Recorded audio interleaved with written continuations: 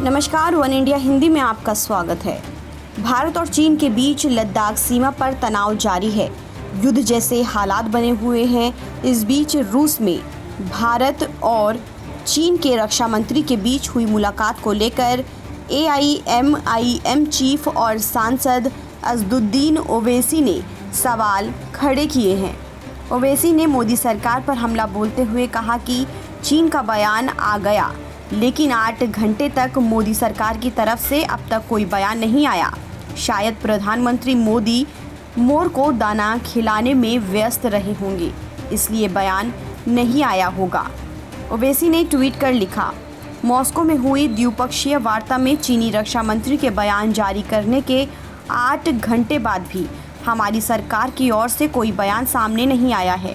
क्या हमारे प्रधानमंत्री अपने राजसी बगीचे में मोर के साथ खेलने में इतने व्यस्त हैं कि उनके पास लद्दाख में 1000 स्क्वायर किलोमीटर में चीन पर कब्जे पर बोलने के लिए समय नहीं है।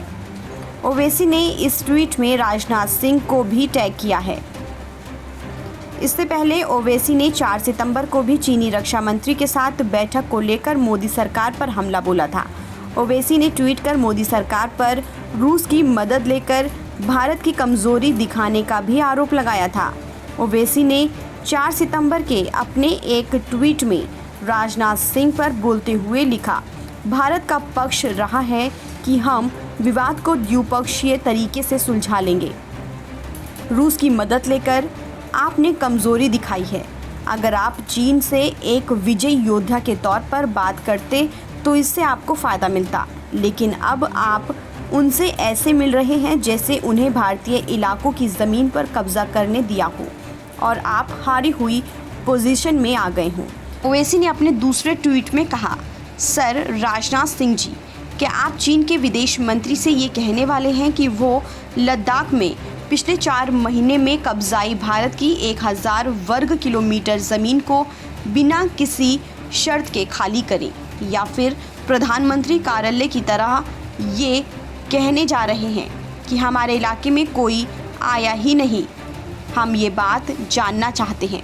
बता दें कि भारत और चीन के बीच सीमा विवाद को लेकर रक्षा मंत्री राजनाथ सिंह और चीनी रक्षा मंत्री वेई फेंघई के बीच शुक्रवार को 2 घंटे से अधिक समय तक बैठक हुई।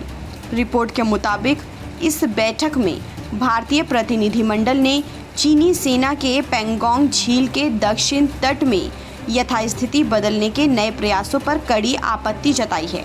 चीन के रक्षा मंत्री वी फेंगी को रक्षा मंत्री राजनाथ सिंह ने स्पष्ट शब्दों में बताया कि भारत अपनी संप्रभुता और अखंडता पर कोई खरोच नहीं आने देगा।